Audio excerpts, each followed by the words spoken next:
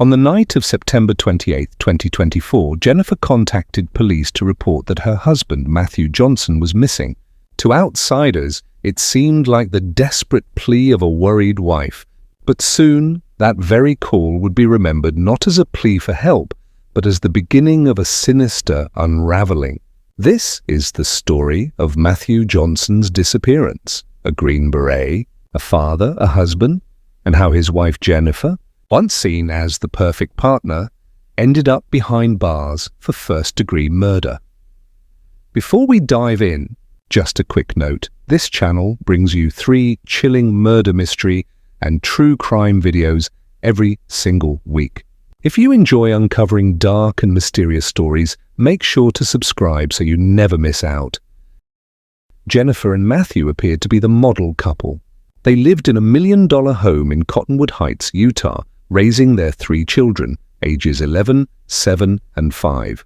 Matthew, 51, was a highly respected member of the Utah National Guard's 19th Special Forces Group. His colleagues admired him deeply, describing him as dependable, intelligent, and someone who could always be trusted in the most difficult moments. Jennifer, 42, was thought of as a supportive mother and loyal wife, quiet by nature, and often described as a homebody. Neighbors believed they were watching a strong, happy family thrive. But behind closed doors, everything was far from perfect. By mid-2024, trouble in the marriage was impossible to ignore. Court records later revealed that Jennifer and Matthew had considered divorce as early as July. Their relationship had deteriorated to the point that Jennifer filed for a temporary protective order against Matthew in August. But when the evidence was reviewed in court, the judge saw something unexpected. The videos Jennifer presented didn't show a fearful, abused spouse. They showed a woman just as aggressive and confrontational as her husband. In fact, the judge concluded that her texts to Matthew were often demeaning, mocking, and at times seemed designed to provoke a fight.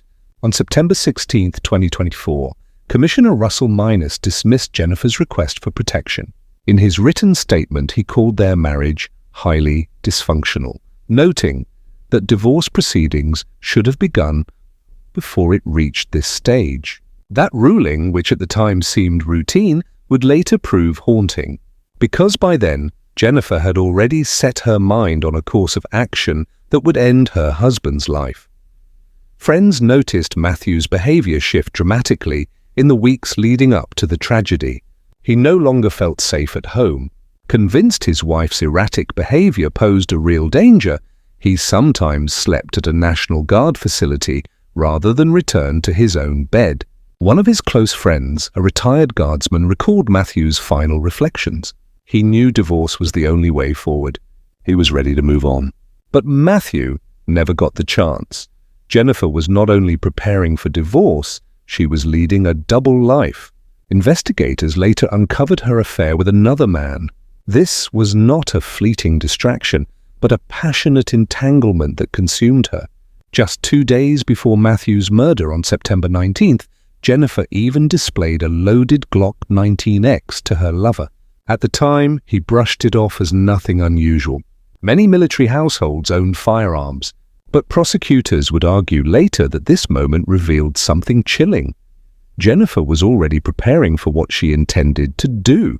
She made sure her children were away at her parents' home on the night she planned to act. Every detail was arranged for what she thought would be the perfect crime. September 20th, 2024 began like any other day. But by evening, everything came crashing down. Matthew had discovered Jennifer's affair. Witnesses later described hearing a heated argument. Jennifer herself admitted that her husband confronted her that night, enraged by her betrayal. The couple's years of conflict had reached a boiling point.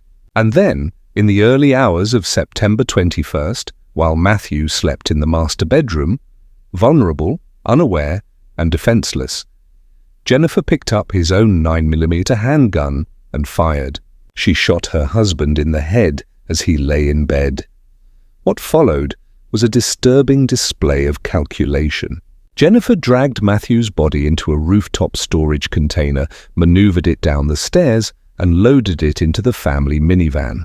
She smashed his phone to erase traces and drove his truck to a nearby neighborhood to make it seem as though he had left voluntarily. Then, in a final attempt to erase the evidence, she transported Matthew's body north, burying him in a shallow grave at a still unknown location. When she returned home, she launched into a meticulous cleanup. She scrubbed the walls with bleach, shampooed the carpet, and ordered a brand new mattress to replace the blood-soaked one. The replacement mattress arrived only 2 days later, but despite her efforts, Jennifer's downfall was already in motion. On September 22nd, Jennifer visited her lover and made a horrifying confession. She described how she killed Matthew, where she had hidden the body, and how she cleaned their home of all evidence. Her lover noticed bruises on her body. When he asked, she casually explained they were from dragging and burying Matthew and from scrubbing the bedroom afterward. He was horrified. The woman he thought he knew had admitted to cold-blooded murder without remorse. Soon after, he recorded a phone call with Jennifer. What she said in that call would become one of the most damning pieces of evidence in the case. With a detached tone, Jennifer said, "If you think I could even hurt a fly," he wasn't a person anymore. He wasn't Matt. In those words, she stripped her husband of his humanity. For her, his death meant nothing, but she went even further. She bragged about once comparing herself to the Queen of Hearts, someone who believed in cutting down people she saw as unworthy. She even told her lover, "Don't think of me as a monster.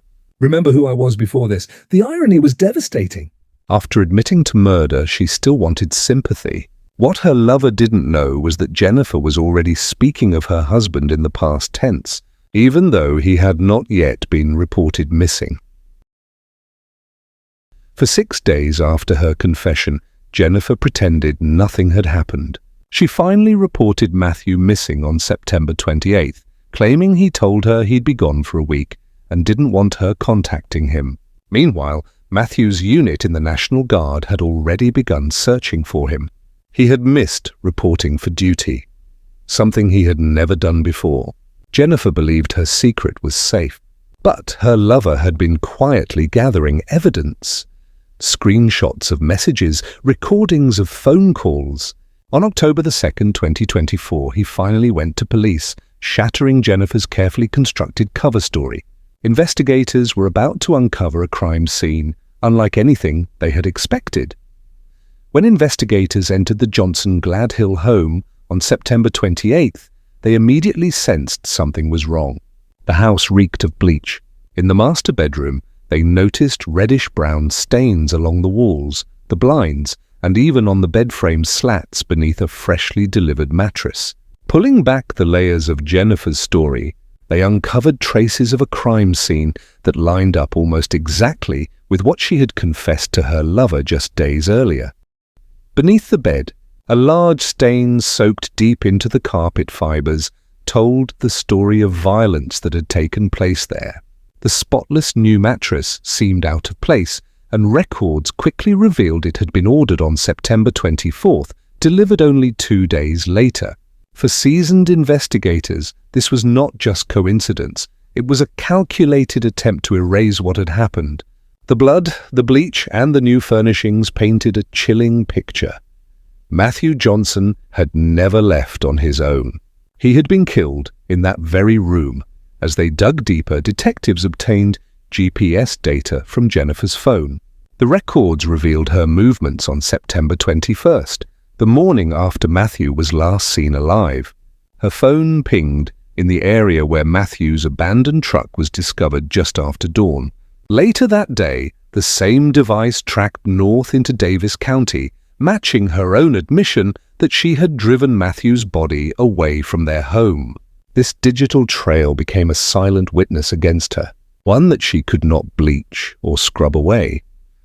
Armed with the recordings from Jennifer's lover, the damning text messages, and the physical evidence from the home, police moved quickly. On October 2nd, 2024, Jennifer Gledhill was arrested on charges of first-degree murder and obstruction of justice.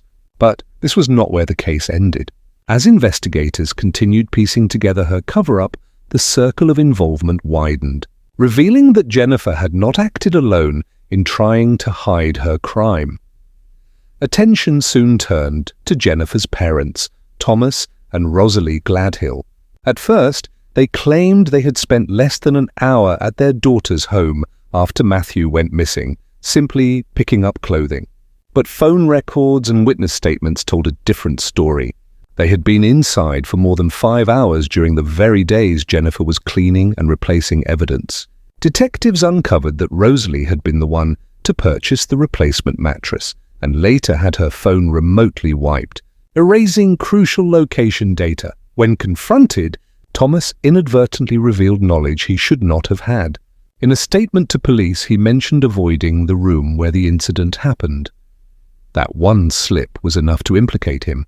During a search of their home, investigators found a Glock 19X gun box hidden in a tote, wrapped in a child's onesie near Jennifer's bedroom. It matched the description of the weapon Jennifer had shown her lover only 2 days before the murder. It was clear that her parents had played a role in concealing evidence, and on October 24, 2024, both Thomas, 71, and Rosalie, 67, were arrested on 4 counts of obstruction of justice each. Even with these arrests, the case was far from over. The most critical piece of evidence, Matthew's body, remained missing. Search efforts spread across northern Utah, stretching into Weber and Box Elder counties, even approaching the Idaho border. More than 70 searchers, including law enforcement, volunteers, and Matthew's own military brothers in arms, scoured fields, rivers, and remote lands. They found signs, a storage container floating in water with traces of Matthew's blood inside, but not the man himself. Months passed, and each day, without answers, only deepened the grief of his family and friends. The soldiers who had served beside Matthew were devastated. Men who had trained and deployed with him could not reconcile the man they trusted with the fact that his life had ended this way at the hands of his own wife. For them, the betrayal was almost as unbearable as the loss. As one longtime friend put it, having welcomed Jennifer into their home, sharing meals with her, and then realizing she was responsible for Matthew's death was simply shocking. While the searches continued, prosecutors prepared their case. Jennifer faced a growing list of charges: first-degree murder, obstruction of justice, desecration of a human body, possession of a controlled substance, tampering with a witness, and more. During a bail hearing, prosecutors argued forcefully that she was a danger to the community. They revealed she had once told her lover she would rather kill herself than face prison. The judge agreed with prosecutors, citing her unpredictability and potential for further violence, and denied her bail. She was ordered to remain in custody at the Salt Lake County Jail until trial. Adding even more complexity to the case was the matter of Matthew's life insurance. His policy, worth $500,000, listed Jennifer as the beneficiary. With her now accused of his murder, the insurance company petitioned the court to decide who would ultimately receive the payout. It was another bitter reminder that even in death, Matthew's life was entangled in Jennifer's decisions. As the December 2025 trial date approaches, the story has left behind scars that will never fully heal. 3 children, once at the center of a seemingly ordinary family, now face a life without either parent. Their father is gone, his body still undiscovered, and their mother sits behind bars awaiting trial for his murder. For Matthew's family, the pain is almost unbearable. They have publicly pleaded for Jennifer or anyone else involved to finally reveal where Matthew is buried so he can be laid to rest properly. Prosecutors believe the motive was chillingly simple. Jennifer wanted freedom. Freedom from her marriage, from the possibility of a messy divorce, from sharing custody, from financial battles she didn't want to face. When Matthew discovered her affair, she chose violence instead of separation. She believed she could erase him completely and start over. But in trying to cover up her crime, she exposed the depths of her own cruelty and pulled her parents into a spiral of destruction with her. And so, the haunting question lingers: how does a mother of 3 justify murdering the father of her children to pursue an affair? Was it desperation, cold calculation, or a twisted sense of entitlement? Perhaps no answer will ever be satisfying. What remains is the enduring absence of Matthew Johnson, a man described as brilliant, kind, and devoted, lying somewhere in northern Utah in an unmarked grave. His children wait, his friends continue their search, and his family holds out hope that someday someone will finally tell the truth. As the trial draws near, Jennifer Gledhill continues to plead not guilty. But the evidence, the recordings, the GPS data, the bleach-stained walls, and her own words tell a story that is almost impossible to deny. Justice may come in a courtroom, but for Matthew Johnson, a soldier, a father, and a friend, true peace will only come when he is finally brought home.